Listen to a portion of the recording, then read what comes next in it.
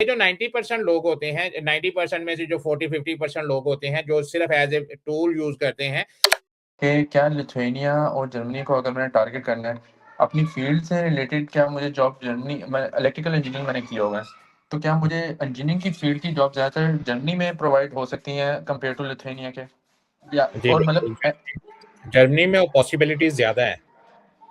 Okay, मतलब अगर मैं क्योंकि देखें जर्मनी का बजट तकरीबन मैं एग्जॉस्ट होके करूंगा, मतलब मेरे पास पीछे घर वालों को दे के आने के लिए 5-6 लाख होंगे, 4-5 लाख होंगे।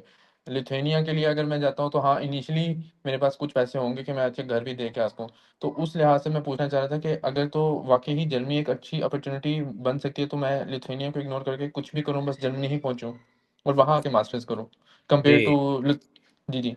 अजीम बेटा, असद बेटा, पहले देखो जो लॉजिकली बात है, जो हम आपको पहले समझाने की कोशिश करते हैं कि पहले आपने अपना माइंड प्रिपेयर करना है कि आपने करना क्या है। पढ़ना है, पढ़ के वापस पाकिस्तान में जाके सर्व करना है, या यहाँ पे सेटलमेंट करनी है। सबसे पहले जो पहला जो कॉन्सेप्ट है वो ये है, मम्मी पापा वो सबसे पहले हैं। आपने उनको सबसे पहले जो है वो देखना है कि उनकी कंफर्ट कैसे रह सकती है। उसके बाद आपने अगर यहाँ पे आना है तो दो चीजें यहाँ पे होती हैं। बाद लोग जो हैं वो पाकिस्तान में 10% जो लोग होते हैं वो पाकिस्तान से पढ़ने के लिए आते हैं, और पढ़ने के बाद वो उन्होंने जाके अपने मुल्क में सर्व करना होता है। लेकिन अनफॉर्चुनेटली 90% जो बच्चे हमारे पाकिस्तान से बाहर आते हैं वो सेटलमेंट के लिए आते हैं। लेकिन ये जो 90% बच्चे बाहर सेटलमेंट के लिए आते हैं, उनका माइंड ये होता है कि हमने कल को वहां पे पीआर लेनी है, कल को हमने वहां पे सेटल्ड होना है। उन 90% लोग जो बच्चे बाहर आते हैं, जो यहाँ पे आके जिन्होंने सेटल्ड होना है, उनका अपना कॉन्सेप्ट पाकिस्तान में क्लियर नहीं होता। वो पाकिस्तान से इसलिए बाहर आते हैं कि भी ठीक है हम बाहर चले जाते हैं, बाहर जाएंगे तो देखेंगे, देखी जाएगी, उसके बाद देखेंगे वहां पे जाके हमने क्या करना है। ये गलत प्रैक्टिस होती है। आपने पाकिस्तान से डिसाइड करके आना है, मैंने पहली बात पाकिस्तान जाके सर्व करना है या यहाँ पे काम करना है। अगर तो आपने यहीं पे सेटल्ड होना है तो फिर आपने ऐसे मुल्क में आना है जहां पे स्टडी मुकम्मल करने के बाद, ये जो 90% लोग हैं इनमें भी दो किस्म के लोग होते हैं। एक वो लोग होते हैं जो स्टडी अपनी मुकम्मल करना चाहते हैं, और एक वो होते हैं जो वीजे को सिर्फ जो है वो एज ए टूल यूज करके यूरोप में एंटर होना चाहते हैं, और उसके बाद जो है वो आगे जाके पेपर बनवाना चाहते हैं। ये वो तो आते हैं स्ट्रेट वे जाके स्पेन या पुर्तगाल में जाके अपने पेपर डाल देते हैं, या कुछ लोग जो है वो आते ही इटली में चले जाते हैं, वहां पे जाके असाइलम डाल देते हैं।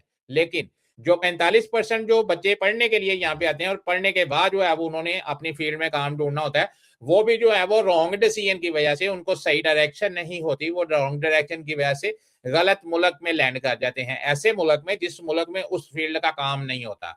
अब आपकी बात कर लेते हैं। अगर आप इलेक्ट्रिकल इंजीनियरिंग के बारे में पूछ रहे हैं तो अगर आप जर्मनी में आएंगे तो जर्मनी में उसकी अपॉर्चुनिटीज ज्यादा है as compare to Lithuania. Lithuania में इतना काम नहीं है। जर्मनी में इलेक्ट्रिकल इंजीनियर अगर आप हैं, अगर आप जर्मन लैंग्वेज में ये मास्टर करते हैं और साथ में आपको जो है वो आपकी जो लैंग्वेज प्रोफेसी है वो ठीक हो जाती है, साथ में आपने अगर जर्मन लैंग्वेज में मास्टर किया हुआ है, साथ में आप इंटर्नशिप वहां यहाँ पे करते हैं, साथ में यहाँ पे अगर आप ग्रुप्स वगैरह यहाँ पे ज्वाइन करते हैं, ग्रुप में एक्टिव रहते हैं, तो फिर आपके यहाँ पे सेटलमेंट के जो चांसेस हैं वो काफी ब्राइट हो जाते हैं। उसकी वजह क्या है कि आपकी कंपनीज के साथ जो है वो इंटरेक्शन हो जाती है, आप जो है वो ग्रुप्स में जाते हैं, इंटर्नशिप वगैरह की भी होती हैं।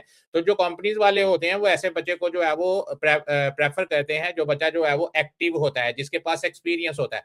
अब अगर आपने पाकिस्तान से एक डिग्री, एक पीस ऑफ पेपर सिर्फ हासिल किया हुआ है, आपके पास कोई नॉलेज नहीं है, कोई एक्सपीरियंस नहीं है, और अगर आप इस बारे में ये सोच के यहाँ पे जर्मनी में आ जाए कि आपके पास डिग्री है और डिग्री की बेस के ऊपर कोई बंदा जर्मन उठेगा और आपके हॉस्टल के दरवाजे के ऊपर आएगा और दरवाजा नॉक करेगा कि असद भाई आप बाहर निकल आए, मैं आपको गाड़ी में बैठा के लेके जाने के लिए आया हूं और आपको मैं काम देता हूं, नहीं देगा। ये जो दुनिया है ये रियलिस्टिक दुनिया है। यहाँ पे उस बंदे की बात बिकती है जिसके पास एक्सपीरियंस है। अनफॉर्चुनेटली हमारे मुल्क से जो करीम निकल के बाहर आ रही है, जो बच्चे निकल के बाहर आ रहे हैं, वो जस्ट पीस ऑफ पेपर लेके बाहर आ रहे हैं, उनके पास कोई नॉलेज नहीं होता। पाकिस्तान में आपको पढ़ाया जाता है रटे लगा के आपने नंबर लेने हैं, नंबर तो आप ले लेते हैं लेकिन आपके पास नॉलेज नहीं होता। वो नॉलेज जब आपके पास नहीं आता, आप यहाँ पे आ जाते हैं, आपसे मास्टर ही क्लियर नहीं होता, और अगर किसी का मास्टर क्लियर हो भी जाए तो आप इस जो ये जो वर्ल्ड है, ये जो दुनिया है, इस दुनिया में आप अनफिट होते हैं। तो सारी चीजें जितनी भी चीजें हैं ये आपने पाकिस्तान से श्योर करके आनी है, इंश्योर करना है आपने इस चीज को कि आपने वहां पे जाके करना क्या। अगर तो आपके पास कोई नॉलेज है, अगर आपके पास जो आपने डिग्री की हुई है उसमें आपके पास एक्सपीरियंस है, आप उसकी बेस के ऊपर यहाँ पे मास्टर करने के लिए आ रहे हैं, तो देन आपके पास बड़ा अच्छा फ्यूचर है यहाँ पे जर्मनी में, आपको जॉब भी मिल जाएगी। ये जो आपका स्टडी का टाइम है ये इंक्लूड करके जल्दी आपको जो है वो पीआर भी मिल जाएगी, यहाँ पे आपको जो है वो पासपोर्ट भी जल्दी मिल जाएगा। अगर आपके पास एक्सपीरियंस है, नॉलेज है, आपको यहाँ पे जॉब भी मिलेगी और जॉब भी बड़ी अच्छी मिलेगी, और साथ में यहाँ पे वर्क बैलेंस भी बहुत अच्छा है। ये सारी चीजें कंक्लूड करके अगर चली जाए तो आपके डिपेंड करता है कि आपके पास अगर नॉलेज है और आप राइट कंट्री में अगर आप आ जाते हैं, तो फिर आपको पीछे जो पेरेंट्स हैं उसके बारे में आपको परेशान होने की जरूरत नहीं है। अगर आप एज ए स्टूडेंट भी यहाँ पे आते हैं, आप बैंक अकाउंट ब्लॉक अकाउंट यहाँ पे खोल के आते हैं, आप हार्ड वर्कर हैं, यहाँ पे आके आपको जो है वो 20 घंटे हफ्ते के काम करने की जरूरत पड़ती है, 1200 से 1500 यूरो आप यहाँ पे आराम से कमा सकते हैं। और अगर एक आप नॉर्मल मीडियोकर फैमिली से तल्लक रखते हैं तो आपका 400-500-600 रुपए में अगर आप किसी के साथ ज्वाइंट में यहाँ पे रहना शुरू कर देते हैं, अगर आप अकेले भी रहते हैं तो फिर भी 800-900 रुपए में आपका गुजारा हो जाता है। अगर आप 300 रुपया भी अपने माँ बाप को डेली का भेजें तो आजकल 1 लाख रुपया बन रहा है। तो मेरा नहीं ख्याल कि 1 लाख रुपया अगर आप अपने मालदन को भेजें तो आपको उनके जो पीछे जो बच गए उनके फ्यूचर की या किचन की किसी किस्म की कोई परेशानी होगी। तो इसके अलावा भी अगर आपका कोई क्वेश्चन है तो आप मुझसे पूछ सकते हैं।